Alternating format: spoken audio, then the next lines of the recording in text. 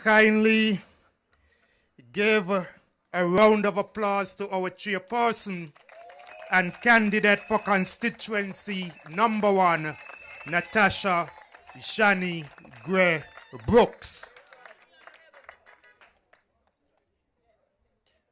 Allow me also to recognize my colleagues at the head table, the champion from constituency number 4, the Honorable Lindsay Fitzpatrick Grant. And of course, sitting on his right is the representative for constituency number 2, the Honorable Jonelle Franchette Powell.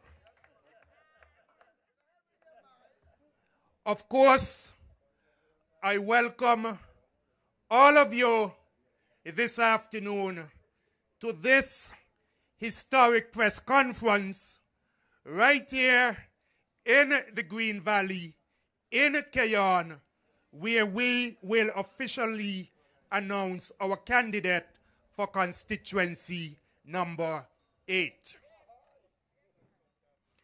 Before I begin with my official remarks, let me take the opportunity to thank the persons who would have made an application to be the candidate for this constituency.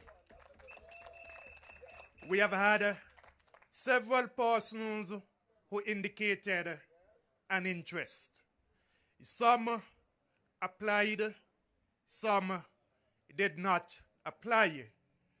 But the mere fact that you had a number of persons indicating an interest in the constituency, it says to me that the People's Action Movement is alive and well. Additionally, it says to me that there are persons in this constituency who are very concerned and willing to move the work of this constituency forward. In that respect, I say a very special thank you to persons like Miss Nikisha O'Loughlin, the proprietor for Swing, who considered being the candidate for this constituency. She's sitting right in front here, and so we take the opportunity to welcome her.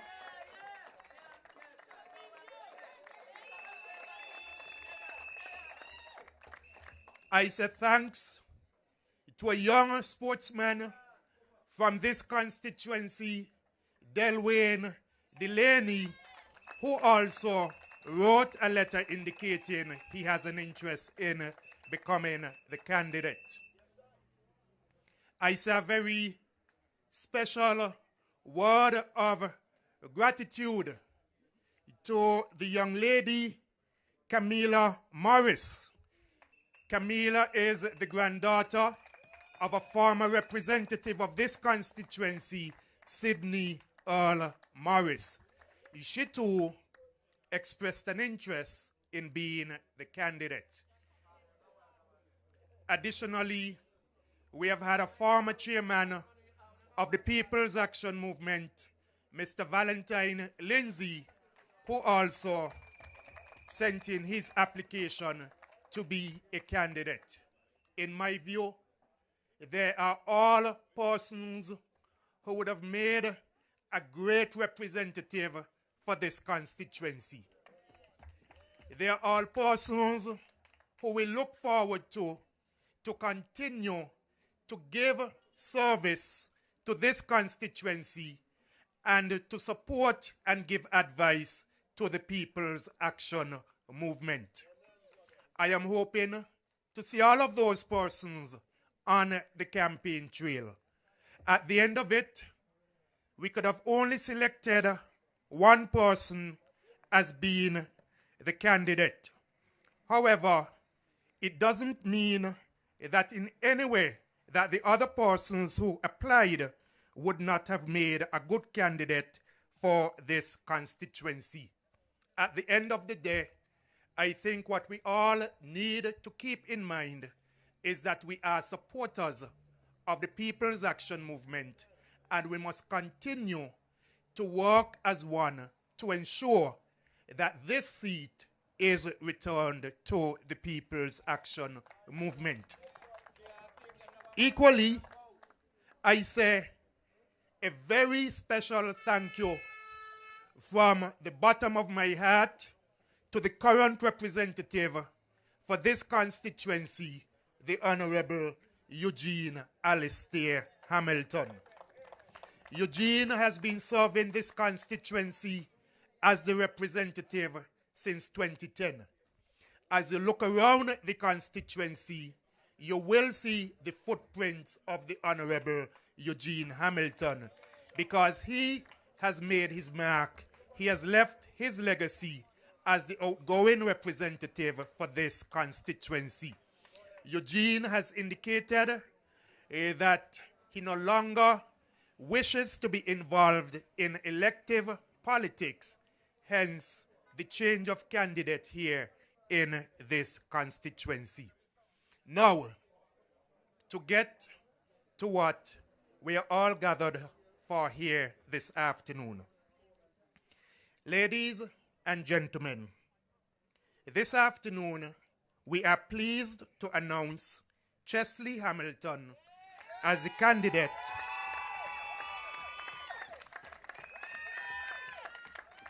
for constituency number 8 in the upcoming general elections for the People's Action Movement. In Chesley, we have a fighter, a man dedicated to service, and a man whose loyalty is unquestioned. Chesley is indeed, from off the bat, one of the highest caliber candidates in this upcoming election. His work among people, especially in the last 20 years as a lawyer, is well known. His passion for this country and the well-being of its people is beyond reproach. His link to the community is solid. His intellect is from the top drawer. In his work as a lawyer, he has consistently advocated and fought for the tenets of good governance and accountability to be observed. Through the years, and on his own accord, he had battled the previous Labour government on this issue. In the latter years, he had become very concerned that though Team Unity started off promising to improve on these ideas, it had fallen back on old ways. He was less than impressed with the way Prime Minister Timothy Harris largely ignored one of the key platform issues of the original Team Unity. A few months ago, Chesley had no intention of getting involved in frontline politics, but he has come to realize the gravity and significance of the moment. As a younger man, he had contested 2 general elections before. That was his poor study days to become a lawyer. Since then, he has served the nation in many capacities. He fully understands that this nation needs him now, and that he is one of the sons of St. Kitts and Nevis, and that he must step up to the plate. Thankfully, for all of us, Chesley has shown up for duty. In agreeing to become a candidate, Chesley has had to give up a lot and is prepared to make a tremendous sacrifice. He will be better off personally not being involved in frontline politics, but he has shown that he is a true patriot and has prepared to do so for the nation. We are indeed very pleased to have him share our platform. Not only will Chesley be a good candidate, but he also will be a great representative who won't abandon his people, and he will be one of the most talented men to have in government. His candidacy strengthens our team and will prove to be an asset not just to the people in number 8, but to the entire country. Indeed, today is a historic day, and Chesley's candidacy is certainly a boost to this entire campaign. Ladies and gentlemen, I am happy to have Chesley as the candidate in constituency number 8.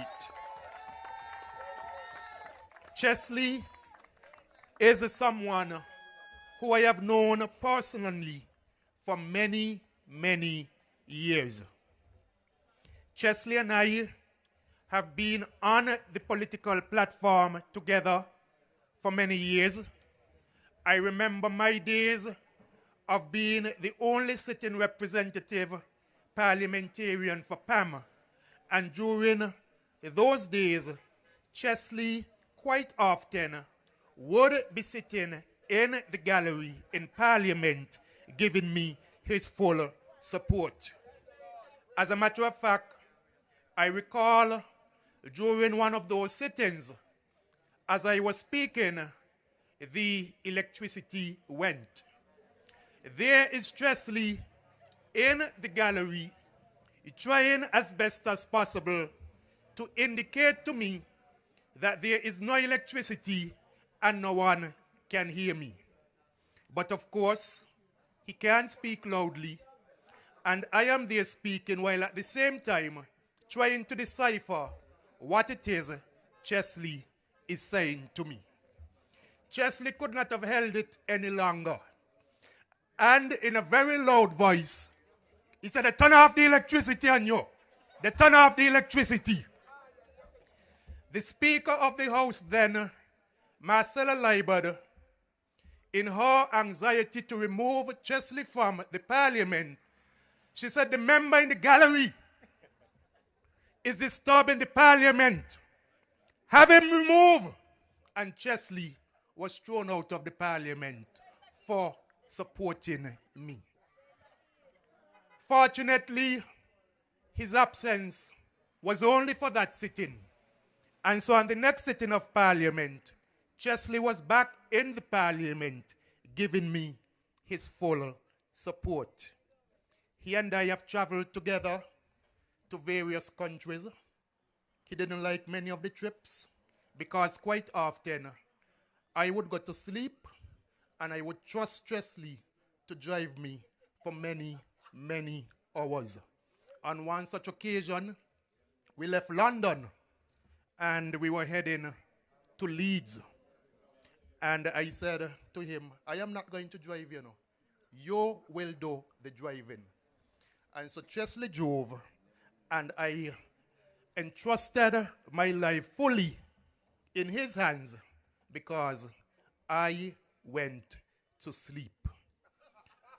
On that same trip, Lindsay would recall that I had a court appearance, and the judge threatened to arrest me.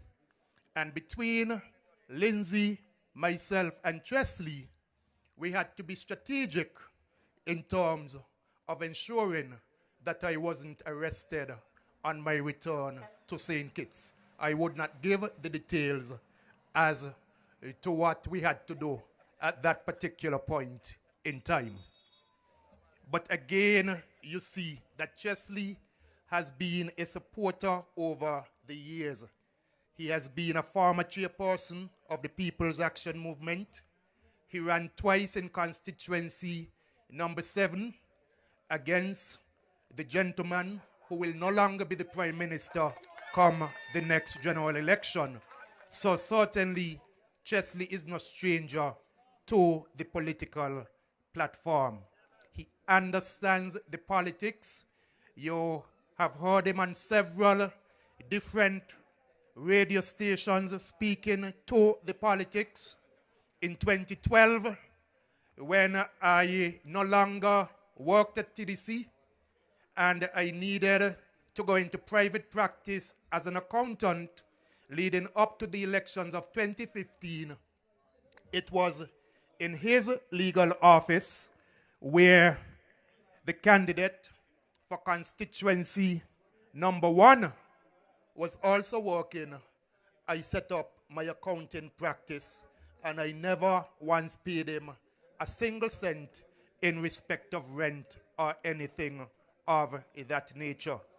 During that time, I would have seen many persons pass in and out of his legal practice, and to the best of my knowledge, he never ever refused to represent anyone because they were not able to afford the charges that he would have given to them.